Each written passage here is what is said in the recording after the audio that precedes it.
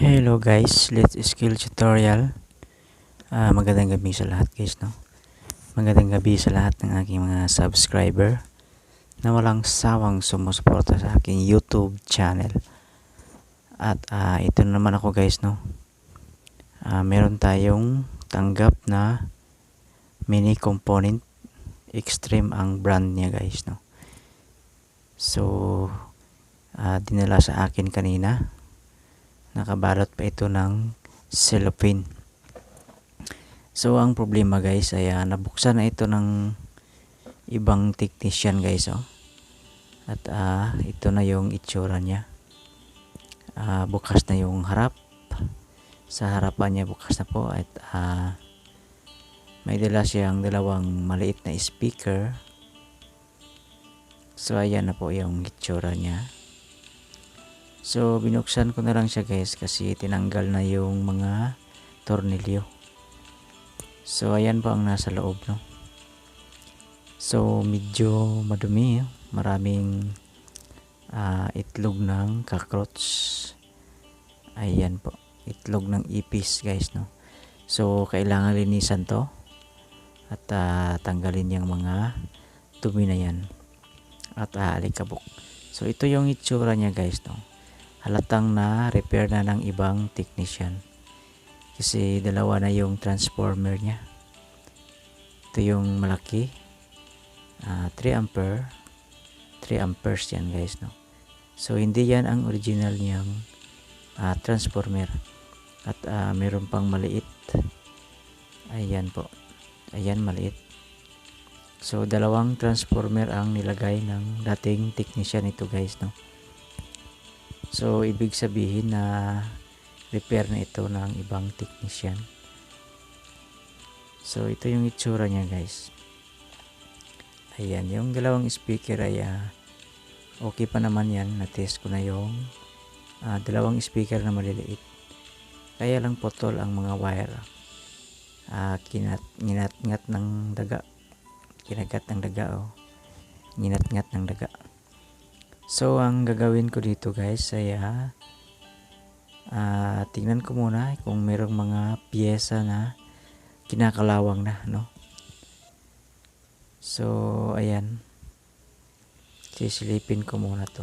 So hindi pa naman gaano marami ang kalawang nito guys, no. Kung makikita natin ay malinis pa naman siya. Pwera na lang sa mga dumi ng ipis. So ayan guys. So na-testing ko na ito kanina guys, no. At pinag-in ko na siya.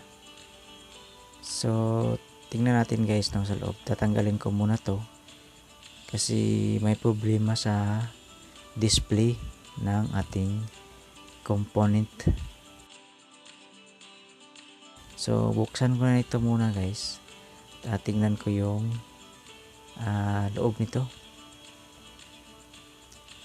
So ayan, tinanggal ko yung port ng USB.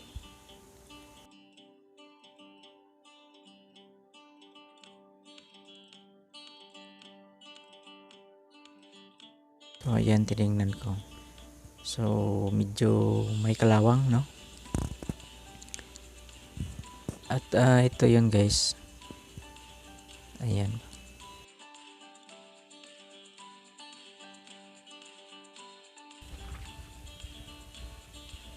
So plug in ko ito guys para makita niyo ang problema niya, no?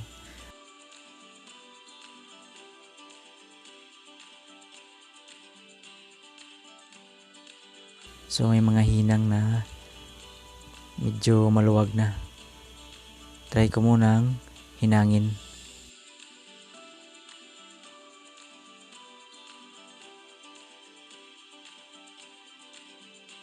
Try ko munang hinangin guys, no. Yung mga cold solder. Ayan, yung pina-plug in ko na siya guys. Ito yung lumalabas, no. Sa ating display ay wala na yung 888 or yung 000. Ang makikita natin dito ay yung mga dust na lang na yung maliliit na display na lang guys, no, yung sa gitna. At ay yung USB flash drive ay hindi na nag-blink yung ilaw niya. Ayan, steady lang yung ilaw. So ibig sabihin hindi nag operate yung memory ng IC nito guys.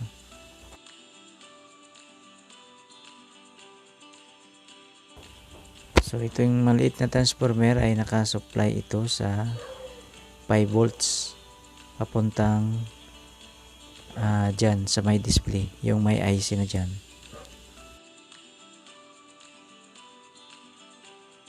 So ayan talaga ang problema niya guys, no? Hindi na siya magre-reading. Ayan po yung display. Ganyan na lang yan guys, no? Ganyan yung display niya.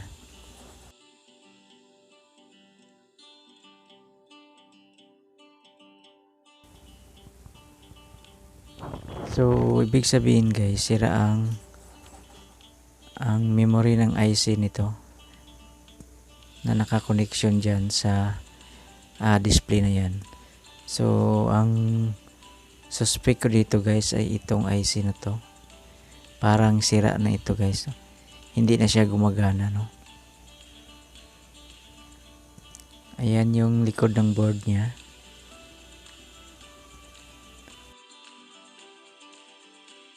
So hindi na siya talaga gumagana kahit na anong pindutin ko pa dyan. So ang gagawin ko na lang dito guys ay bubunutin ko na to.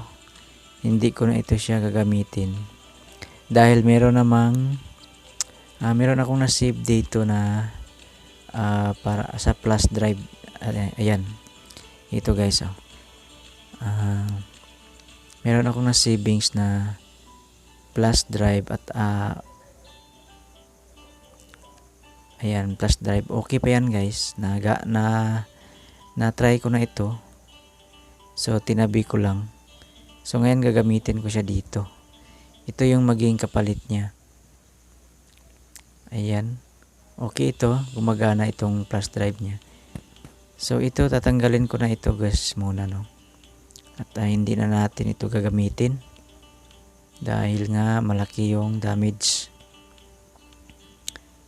At wala akong pamalit ng IC na yan guys. So meron naman akong savings dito na ganito. Ayan, USB flash drive.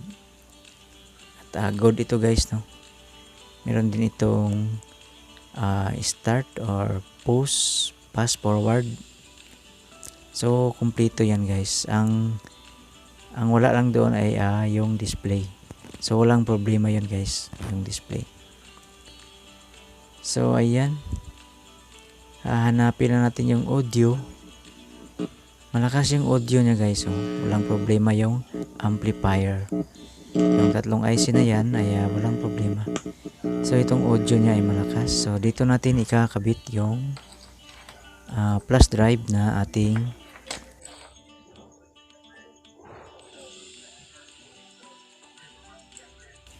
kakabit natin dyan. At siguro lalagyan na lang ng volume control para makontrol niya yung volume.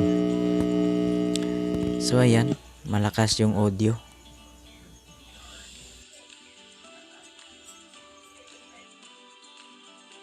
So salamat sa panonood guys, no. Abangan nyo na lang yung part 2 kasi pag inugtong ko yung video dito ay medyo mahaba na masyado guys.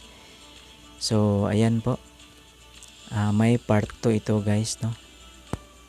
So next time. At salamat sa panonood guys, sa walang sawang suporta sa aking YouTube channel. Si Let's Skills Tutorial ay hanggang dito na lang muna. Bye bye.